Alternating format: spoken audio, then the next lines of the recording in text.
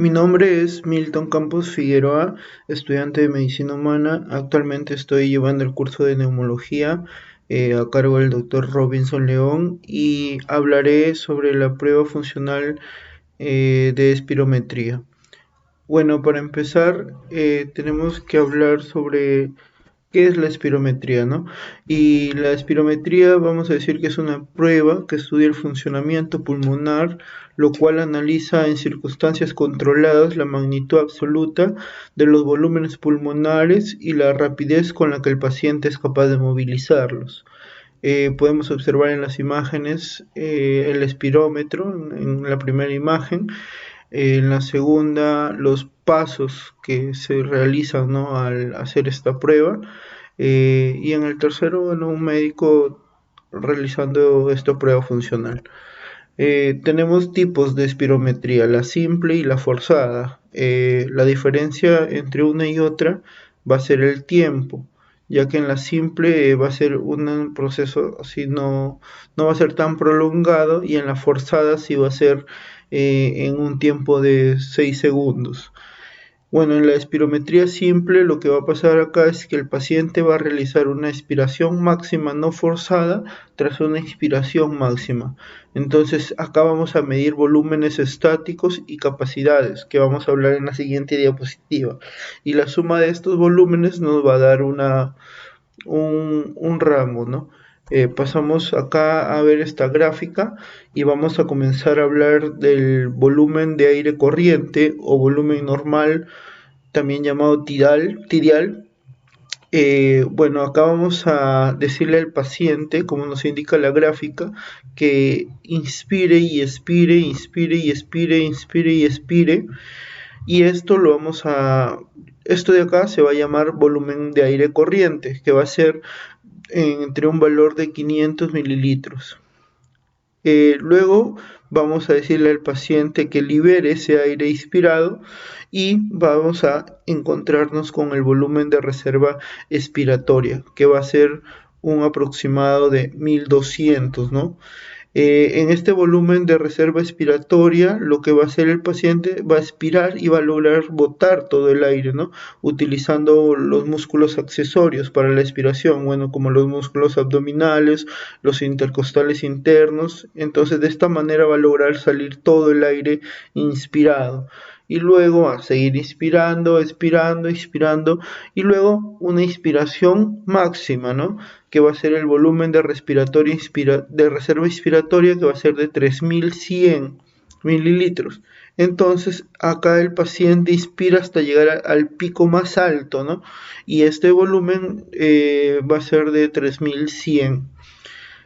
Luego tenemos el volumen residual, que es el que permanece en nuestro organismo. Entonces no logra salir, ¿no? Este volumen en el pulmón nunca va a llegar a salir, por eso se llama el volumen residual.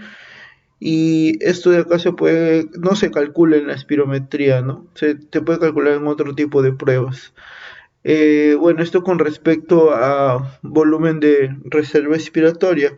Ahora con respecto a los volúmenes, ahora vamos a hablar de las capacidades. Primero hablaremos de la capacidad vital, ¿no?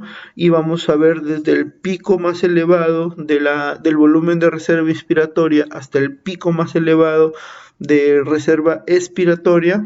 Nos va a dar lo que es la capacidad vital, o sea, la suma de capacidad de volumen respiratorio, de volumen de reserva inspiratoria, o sea, 3100 más 500 más 1200, nos va a dar la capacidad vital. Luego hablaremos de la capacidad residual funcional, y luego también de la capacidad funcional inspiratoria. Bueno, acá igual, la suma del volumen residual inspiratoria, que es 3100, más el volumen de aire corriente, que es 500, nos va a dar la capacidad funcional inspiratoria. De igual manera, en la capacidad residual funcional nos va a dar el volumen de reserva expiratoria más el volumen residual, que sería 2.400 mililitros, ¿no? Y por último, la capacidad pulmonar total, que abarca todos los volúmenes: volumen de reserva, volumen de aire corriente, volumen de reserva expiratoria y el volumen residual. En la espirometría forzada vamos a tomar en cuenta el tiempo, ¿no? Como comentamos hace un momento, y acá la expiración será por lo menos 6 segundos y encontraremos distintos gráficos con respecto al volumen tiempo y al flujo volumen. En el volumen tiempo, el paciente va a expirar, expirar, expirar y va a lograr liberar un 80%, ¿no? Y esto se va a dar en el primer segundo, lo cual lo vamos a indicar en la siguiente gráfica, ¿no? Como podemos ver, el paciente va a expirar, expirar, expirar y va a lograr liberar un, hasta un 80%. Y en un segundo momento, el paciente va a lograr liberar el 100%. Pero esto de acá va a ser forzado, ¿no? Y acá vamos a hallar la capacidad vital forzada en un segundo momento. Entonces, en un primer momento se eleva y logra expulsar el 80%, y en un segundo momento la capacidad vital forzada va a lograr expirar el 100% de todo el volumen. Con lo que concierne a la curva de volumen-flujo, bueno, vamos a ver que el flujo es una unidad de volumen sobre tiempo, y el paciente acá expira y llega a botar todo el aire, llegando a un pico máximo. Bueno, acá lo encontramos como flujo expiratorio máximo, y luego, como llega a expulsar la mayoría, con respecto al volumen, va a ir disminuyendo hasta que termine de expulsar hasta un 100%. Este es en un paciente sin ningún tipo de alteraciones. Va a poder inspirar y expirar sin ningún problema, porque vamos a ver que en los patrones obstructivo, restrictivo y la combinación de estos dos, o sea, el patrón mixto, va a haber diversas alteraciones en las gráficas, como podemos observar, pero en un paciente que no tiene ninguna alteración ni en el parénquima ni en las vías aéreas, la BEF1 sobre la capacidad vital forzada será mayor de 80%. Y en cuestión de volumen-tiempo, lo mismo, no va a haber ninguna alteración. En el patrón restrictivo, acá el BEF1 sobre la capacidad vital forzada estará normal. Lo que se altera acá es la capacidad vital forzada. Y esto va a ser debido a una alteración que no permite la expansión completa, por lo tanto el aire no va a ingresar, o sea, por lo tanto el aire ingresa con normalidad, pero la capacidad vital va a ser menos, por lo tanto hay una disminución del 100%, y al expirar, bueno, va a haber una curva menor, ¿no? O sea, acá esto es todo lo que logra el paciente inspirar, pero al expirar va a llegar, este va a ser su 100%, pero no va a ser como la anterior gráfica que vimos, que llegaba al pico más alto, sino va a ser esto su 100%, pero va a haber un descenso, ¿no? En el momento de expulsar, de expirar el aire, ya que la capacidad vital va a ser esto, ya que va a haber una disminución, ¿no? Con lo que concierne a la inspiración, va a haber una disminución de la capacidad vital. Bueno, y esta curva siempre va a ser de una forma convexa.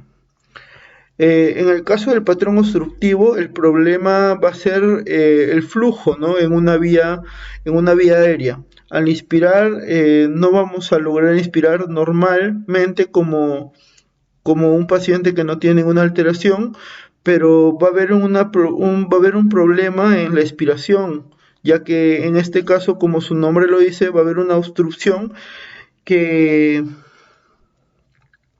no nos va a ayudar no va a ayudar a que el aire ingrese, o sea, puede ingresar de una manera normal, pero al momento de la expiración, como hay una obstrucción, no va a poder salir el aire completamente. Bueno, como podemos ver acá en la curva, ¿no? La gráfica. Bueno, acá en el patrón obstructivo también vamos a encontrar lo que se llama un síndrome de atrapamiento aéreo en el flujo, ¿no? Y acá también vamos a ver esto que el PEF va a estar disminuido, o sea, la fracción expirada, el pico de fracción expirada va a estar disminuido, el FEF va a estar disminuido, y esto acá también vamos a ayudarnos con una prueba de broncodilatador. Podemos usar un salbutamol y veremos que si el paciente logra inspirar y expirar con una mejora, el diagnóstico nos indicaría que sería asma. Pero si el volumen de expiración forzada 1 no mejora casi nada, bueno, podría ser un diagnóstico de POC. Y en el caso del patrón mixto será una combinación de restrictivo y obstructivo. En relación con el flujo estará obstruido y por lo tanto también habrá una restricción. Entonces la curva será de esta manera. El F acá los tres van a estar disminuidos, ¿no? Acá en el patrón restrictivo solamente encontramos una alteración en la capacidad vital forzada, va a haber una disminución. En el obstructivo vamos a encontrar problemas en el FB1 y sobre capacidad vital forzada disminuida, y en el FB1 también va a estar disminuido. Entonces acá dos parámetros que van a estar disminuidos, y la capacidad vital forzada normal. Acá en el patrón restrictivo la capacidad vital forzada va a estar disminuido y el resto normal, y en el patrón mixto sí, los tres van a estar disminuidos, ¿no?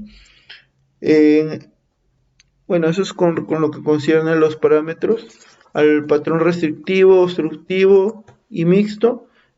Bueno, las indicaciones que podemos tener es, bueno, con la espirometría vamos a tener diagnósticos de patologías con síntomas respiratorios como EPOC, asma, entre otros. Vamos a hacer un seguimiento. Bueno, también se hacen los deportistas de alto rendimiento, y vamos a hacer también una valoración preoperatoria. Con respecto a las contraindicaciones, vamos a poder tener una inestabilidad hemodinámica, una tromboembolia pulmonar, una angina inestable, un infarto agudo de miocardio reciente, un aneurisma torácico abdominal, una hipertensión endocraniana, un desprendimiento de retina, cirugía abdominal torácica o craneana reciente. Y en las complicaciones podemos tener síncope, broncoespasmo, incontinencia urinaria, aumento de la presión, descompensación de patologías. Y bueno, antes de realizar la prueba, tenemos que tener en cuenta las actividades: que no haya hecho ejercicio vigoroso al menos de 30 minutos, que no haya fumado, que no haya ingerido comida abundante dentro de las 2 horas, que no haya consumido estimulantes del sistema nervioso central como cafeína, ni depresores del sistema nervioso central como alcohol o benzodiazepinas. Eso es todo, gracias.